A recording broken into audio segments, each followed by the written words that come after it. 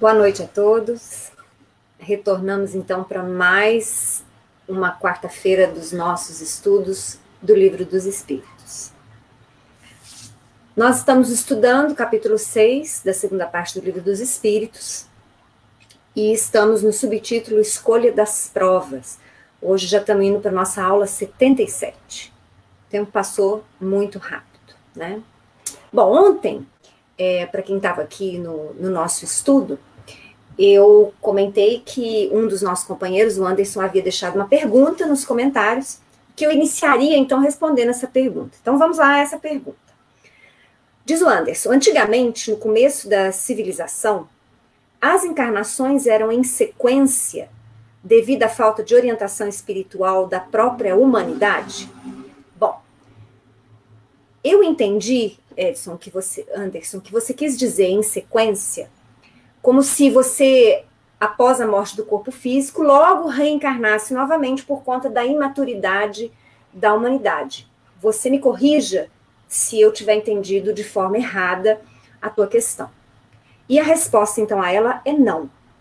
Independente da maior consciência do espírito, ou da maior maturidade do espírito, ou que ele detenha maiores conhecimentos sobre a espiritualidade, sobre as leis que regem a vida do espírito em todos os planos da vida. Então, independente disto, dele saber mais ou dele saber menos, o espírito vai experienciar um tempo relativamente equiparado, tanto no plano físico quanto no plano dos desencarnados.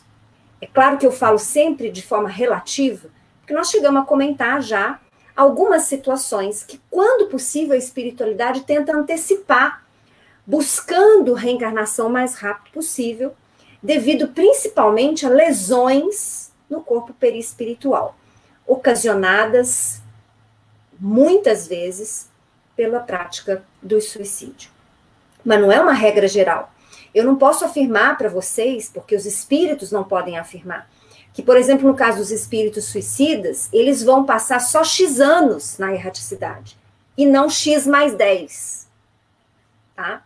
Cada caso é analisado detidamente, é como muito mais, digamos assim, muito mais elaborado do que a análise que nós, homens encarnados, fazemos no processo penal, por exemplo. Então, um processo penal, o juiz ele precisa analisar, quando a fixação da pena, as atenuantes e as agravantes. Mesmo quando se trata de um júri, ou seja, crimes de maior penalidade, quando o júri determina que o réu é culpado, cabe ao juiz a fixação da pena, justamente porque o juiz vai analisar as agravantes e as atenuantes. Então, se nós, encarnados, ainda muito limitados no campo da nossa aplicação da justiça, tanto em relação à legislação, quanto em relação também ao cumprimento das penas. Isso é uma opinião pessoal minha, nós somos muito limitados. Falta muito mais humanidade, falta muito mais análise, falta muito mais estrutura para que efetivamente, após a aplicação da penalidade, o criminoso seja recuperado. Quer dizer, as nossas prisões não recuperam ninguém. Via de regra, elas pioram, né? Mas isso é uma opinião pessoal minha. Não vamos fugir ao tema da aula de hoje. Então, se no plano material nós fazemos essa análise, também no plano espiritual, com muito maior dedicação e análise, os benfeitores espirituais olham para cada um dos espíritos, verificando as possibilidades melhores. Volto a dizer, para que haja êxito, para que ele efetivamente melhore, para que ele recupere-se, recuperando-se, no caso dos suicidas também, o corpo perispiritual. Então, Anderson, independente da maturidade espiritual ou da consciência da realidade, o espírito vai permanecer, via de regra, em geral, um tempo na erraticidade muito similar ao que ele passa no plano físico. Vamos dizer assim, já que a gente precisa generalizar, uma média de 70 a 80 anos. Quanto mais evoluído o espírito, menos débitos ele tem, então menor necessidade de experiências no plano físico, maior tempo ele pode passar na erraticidade, dando às vezes períodos de 200, 300, 500 anos e até mais entre uma reencarnação e outra. Quanto mais inferior o espírito, mais se observa essa generalização que eu falei para você, de se permanecer então na erraticidade de 50, 70, 80 anos, porque o espírito ainda apresenta a necessidade do aprendizado no plano da matéria. Aí você vai me perguntar, mas por que então, já que quanto mais inferior o espírito, mais débitos ele tem, mais vezes ele deveria retornar ao plano físico, por que não se reduz esse prazo? Veja só, tudo tem que acontecer de uma forma lógica e não tão somente justa. Façamos uma análise detalhada. Vamos voltar lá a alguns séculos atrás. Certamente nós não teríamos 7 bilhões de almas encarnadas. Nós tínhamos bem menos. Então, como é que você vai acelerar o processo das reencarnações se as matrizes, vamos dizer assim, se as mães encarnadas não são suficientes para comportar esse número de espíritos necessitados de reencarnar? E mesmo hoje, em que nós já, com certeza, ultrapassamos a taxa de 7 bilhões de almas encarnadas, veja só que em grande parte dos países a taxa de natalidade tem caído. Então é muito difícil você conciliar a necessidade dos espíritos de retorno à vida física àquilo que efetivamente acontece, que são as oportunidades reencarnatórias. Não raro, esse é um dos motivos que a gente costuma brincar, que você não pediu para reencarnar, você suplicou. Porque é a oportunidade bendita, mas difícil de ser conseguida. Nos moldes necessários para que você tenha êxito. Então, veja só, nós estamos falando basicamente para a média de espíritos. Nós nos consideramos nesta média. Nós não somos mais espíritos muito inferiores, absolutamente ignorantes da realidade da vida, mas também não somos espíritos superiores. Nós ainda temos necessidade de reencarnar e temos provas e expiações a atravessar. Mas nesse caso dos espíritos medianos, nós podemos entender que nós já temos algum merecimento, um merecimento relativo, em relação a programações reencarnatórias.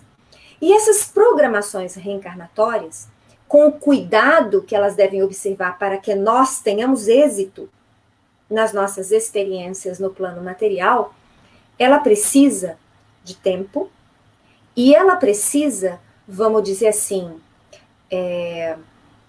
do auxílio de outros espíritos que não nós próprios, os benfeitores. Que outros espíritos são esses?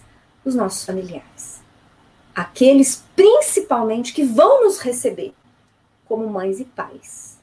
Então, penso eu que o plano espiritual, os benfeitores, tem que ter um tempo relativamente não curto para que haja uma atenção para cada um de nós. Aí o Anderson pode falar assim, mas e quando você falou, Cristiane, que também os planos inferiores trabalham com reencarnações de espíritos inferiores?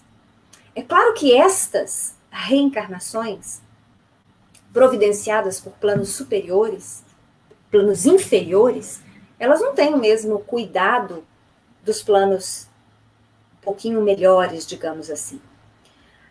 Mesmo porque não há uma programação em benefício do espírito. Via de regra, essas reencarnações tratam basicamente de encaminhar ao plano da matéria espíritos inferiores, muitas vezes com tarefas no campo de desajustes, nos campos criminosos, de violência, de dominação de populações através de ditaduras, enfim. Então, nós não vamos ter esse cuidado com o espírito.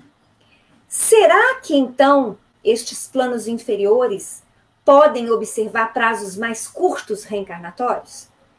Desde que eles tenham as matrizes disponíveis, nós até poderíamos pensar que sim.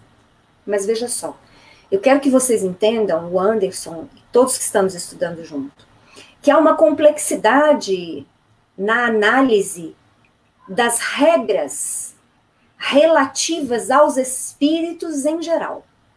Porque nós não somos máquinas, nós não somos marionetes. As leis espirituais agem para todos nós. Então, todos deveremos observar uma série de fatores. Os benfeitores observam esses fatores. Mas não pensem que os planos inferiores podem ultrapassá-los todos.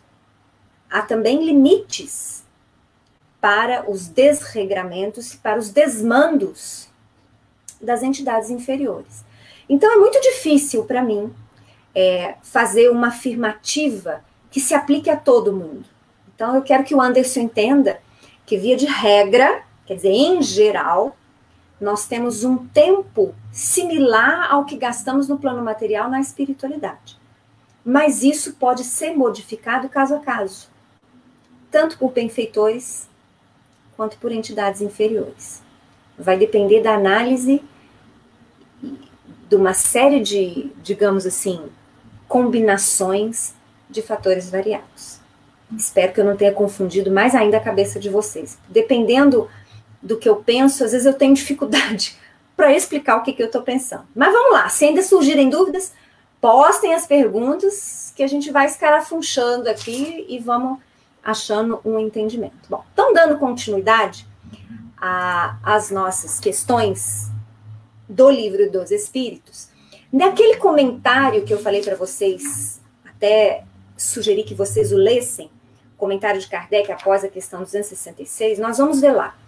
Dizem todos os espíritos que na erraticidade eles se aplicam a pesquisar, estudar, observar, a fim de fazerem a sua escolha. Então, ainda em relação à pergunta do Anderson, mesmo quando os espíritos têm pouca consciência acerca das leis espirituais, acerca dessas, vamos dizer assim, dos planos que existem, né, espirituais e o material, ele continua vivendo do lado de lá.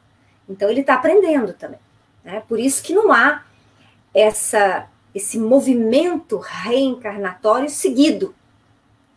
Mesmo quando se pensava, algumas décadas atrás, que os animais, isso acontecia, e André Luiz chega a fazer menção em uma de suas obras a isso, que principalmente os animais domésticos reencarnariam quase que imediatamente após a morte. A gente já sabe de comunicações posteriores, de livros posteriores, que não é bem assim.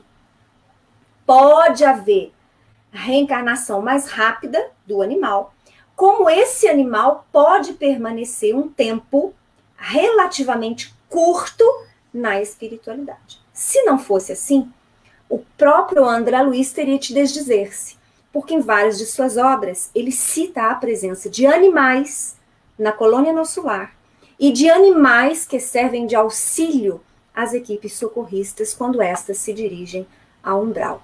Ou seja, nós vamos ter animais permanecendo um tempo curto na espiritualidade. E vamos ter animais reencarnando quase que em seguida a perda do seu corpo físico. Volto a dizer, não é matemático. Há benfeitores espirituais, equipes de espíritos responsáveis pela orientação e pelo avanço de espécies animais. Vamos lá, para o próximo trecho que eu separei do comentário de Kardec. O desejo que o espírito encarnado alimenta pode influir na escolha que venha fazer, dependendo isso da intenção que o anime. Isso tanto para o bem quanto para o mal. Nós vimos ontem, inclusive, que há espíritos que podem escolher uma vida fácil, uma vida de gozos no plano físico. Né? Em geral, estes espíritos são espíritos mais inferiores, cujas reencarnações muitas vezes são programadas por espíritos com baixa moral. É por isso que eles permitem. Né? Por quê? Porque não interessa para eles o avanço do espírito. Então, quanto mais o espírito se atrasar no caminho evolutivo, melhor. Porque eles querem a desordem mesmo e o avanço do poder das sombras. Então, quando o espírito efetivamente deseja avançar, ele pode influir nas suas provas futuras. Quer dizer, nas provas que ele vai enfrentar futuras experiências reencarnatórias. Desde que, além da vontade, ele também execute as tarefas que, digamos assim, são necessárias para que ele possa, então, ser merecedor de executar aquele desejo que ele já está trabalhando dentro dele. Então, vamos lá, mais um comentário de Kardec. Não, aqui, na verdade, nós já estamos... Só o primeiro que foi o comentário, agora nós já estamos na questão 267. Então, nós encerramos aqui os comentários sobre o texto de Kardec e vamos lá na questão 267, que eu acabei comentando sem ler a questão, vocês me perdoem. Kardec pergunta: pode o espírito proceder à escolha de suas provas enquanto encarnado? Quer dizer, posso eu, agora encarnada, já escolher as provas que eu vou enfrentar numa outra experiência? E aí a resposta completa, porque aí tem só um trecho dela. O desejo que então alimenta pode influir na escolha que venha fazer, dependendo isso da intenção que o anime. Dá-se, porém, que como espírito livre, quase sempre vê as coisas de modo diferente. O espírito por si só é quem faz a escolha. Entretanto, ainda uma vez o dizemos, possível lhe é fazê-la, mesmo na vida material. Por isso que há sempre momentos em que o espírito se torna independente da matéria, que lhe serve de habitação. Então, quer dizer, nós, espíritos encarnados, via de regra, temos uma visão mais restrita que quando libertos da matéria. Mas, mesmo assim, o nosso desejo em relação às próximas experiências pode servir como um alimento, como se fosse um projeto de intenções. E isso pode permanecer conosco após o nosso desencarne, mesmo quando, como espíritos desencarnados, tendo uma visão mais ampla daquilo que queremos atingir. Nessa mesma questão 267, na linha A, Kardec pergunta: não é de certo como expiação ou como prova que muita gente deseja as grandezas e as riquezas? Desculpa, vou ler de novo. Não é de certo como expiação ou como prova que muita gente deseja as grandezas e riquezas. Será? Respondem eles, indubitavelmente não. A matéria deseja essa grandeza para gozá-la, e o espírito para conhecer-lhe as vicissitudes. Então, via de regra, vamos dizer assim, o encarnado, quando ele quer fruir de futuras posições de riqueza ou de comando, em geral, ele visa essa questão material mesmo, né? Ele quer sentir o prazer. Mas o espírito desencarnado, que tem esta visão mais ampla, principalmente do objetivo que ele quer atingir, de evolução, quando ele opta pela prova da riqueza, da grandeza, é visando a superação, é visando, digamos assim, superar as suas sombras na administração do poder e da riqueza. Por isso que antes, numa questão que nós já vimos anteriormente, os espíritos falam que a prova da riqueza é muito mais difícil do que a prova da pobreza. Por quê? Porque a riqueza abre um leque muito grande de facilidades para que o espírito se perca. Facilidades no campo da sensualidade, do egoísmo, da prepotência, da arrogância, enfim. É mais fácil para o espírito cair quando tem poder do que cair quando ele se encontra numa posição, via de regra, mais simples.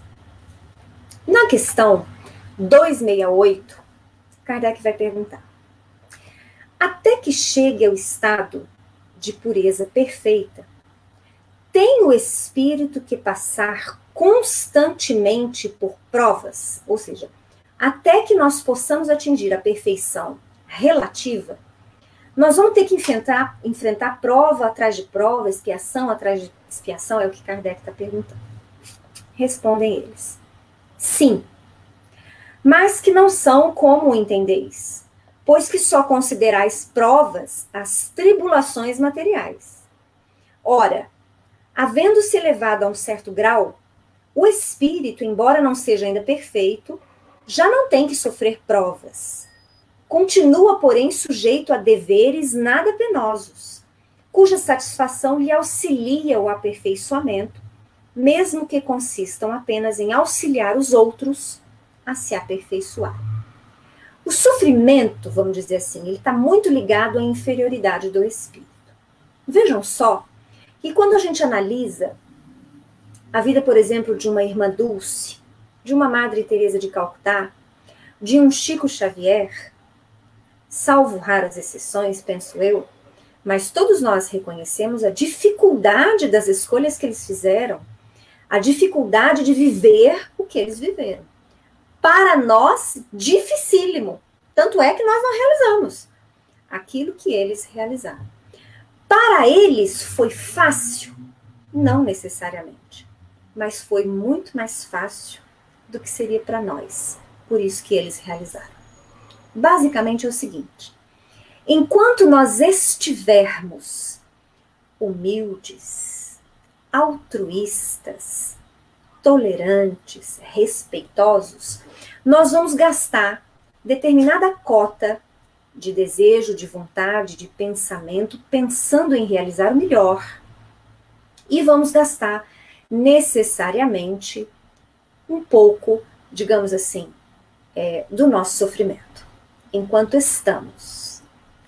Depois que conquistarmos de forma definitiva o altruísmo, a paciência, a tolerância, ou seja, nada mais nos tira a paciência conquistada, o altruísmo conquistado, a bondade, a capacidade de amar, de perdoar, nós vamos continuar a executar deveres, mas não vai ser tão penoso aos nossos espíritos, porque já vai ser uma conquista alicerçada dentro do nosso ser.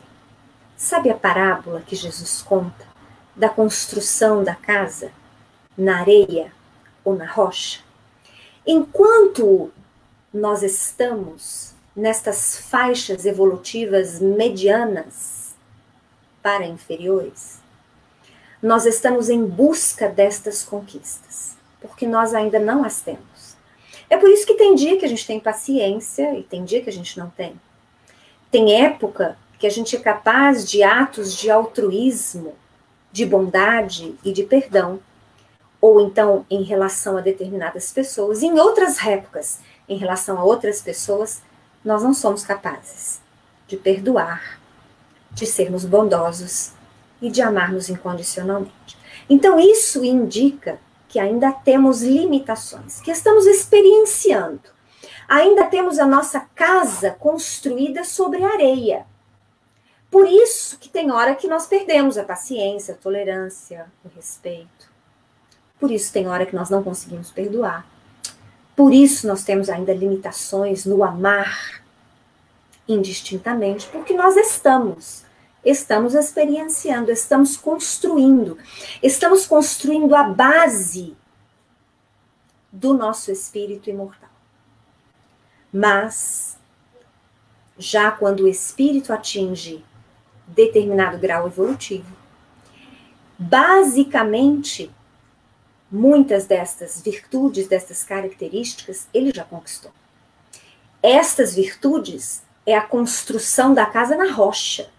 E aí, tanto experienciando num lugar como no outro, no meio como no outro, no plano físico como no plano espiritual, ele vai ser.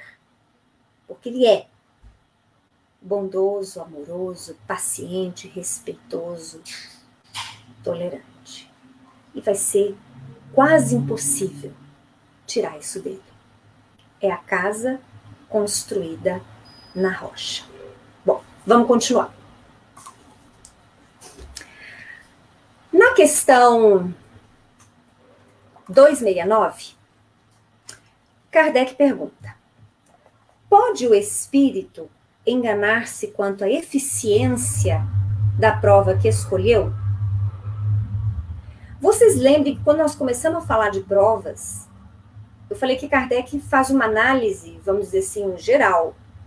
Porque, via de regra, nós ainda não temos o mérito, digamos assim, de escolher todas as provas pelas quais atravessaremos por nós mesmos. Sempre há a participação dos benfeitores. Mas nessa situação, Kardec quer saber se nós podemos nos enganar, quer dizer, se nós escolhemos uma prova achando que vai ser eficaz para o nosso aprendizado e ela não vai ser. Vamos ver o que os espíritos respondem sobre isso. Dizem eles: pode escolher uma que esteja acima de suas forças e sucumbir. Pode também escolher alguma que nada lhe aproveite, como sucederá se buscar vida ociosa e inútil. Mas então, voltando ao mundo dos espíritos, verifica que nada ganhou e pede outra que lhe faculte recuperar o tempo perdido. Eu não sei se vocês já leram o romance Renúncia, psicografado pelo Chico. Belíssimo. Aqueles de vocês que não leram, leiam quando for possível. Ele traz algumas experiências do espírito Alcione, um espírito já de muita luz, que habita planos superiores, mundos superiores, mas que deixou alguém muito amado para trás. E ela então solicita nova reencarnação, para que ela possa vir em auxílio àquele que ela muito ama, que permanece em círculos mais restritos da evolução. Ainda é um espírito vingativo, amargurado, ainda tem muito a aprender. E Alcione o ama tanto que ela está disposta a retornar ao plano físico para compartilhar com ele um pouco da experiência, para quem sabe auxiliá-lo a avançar um pouco mais. Então, na programação reencarnatória, quando Alcione recebe autorização dos planos superiores para retornar ao plano físico, um dos seus amigos, e certamente um benfeitor, um espírito superior também, se achega a ele e pergunta: mas você tem certeza que você quer voltar? Você pode continuar auxiliando, como você já o faz daqui. Ela fala que gostaria de voltar porque ela acha que pode ser mais efetivo se ela estivesse, ele sentia a presença dela no plano material. E o benfeitor ainda fala: mas você já conquistou, olha o mundo em que você habita, você já deixou para trás tanta tristeza, tanta sombra, você sabe que você pode cair novamente? E ela fala assim: eu sei que eu posso falhar, mas eu confio em Jesus que eu vou conseguir. Então é isso que eu quero dizer para vocês. O espírito, ele pode sim sucumbir dentro das provas que ele mesmo escolheu com a melhor das intenções. Principalmente pelo fato de que parcela das nossas construções ainda são na areia. Nós podemos desmoronar. Mas também por conta da própria influência que sofremos do meio físico. A carne, o corpo material, ele funciona como um abafador do espírito.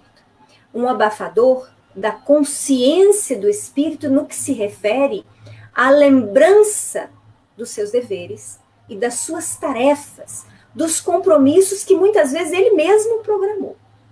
É por isso que nós vemos, não raro, pais e mães ao perderem seus filhos em desespero, porque se esqueceram e porque se deixaram influenciar por esse apego que a matéria em si traz, se esquecendo de forma efetiva de que já sabiam anteriormente que o filho viveria menos tempo que eles, né?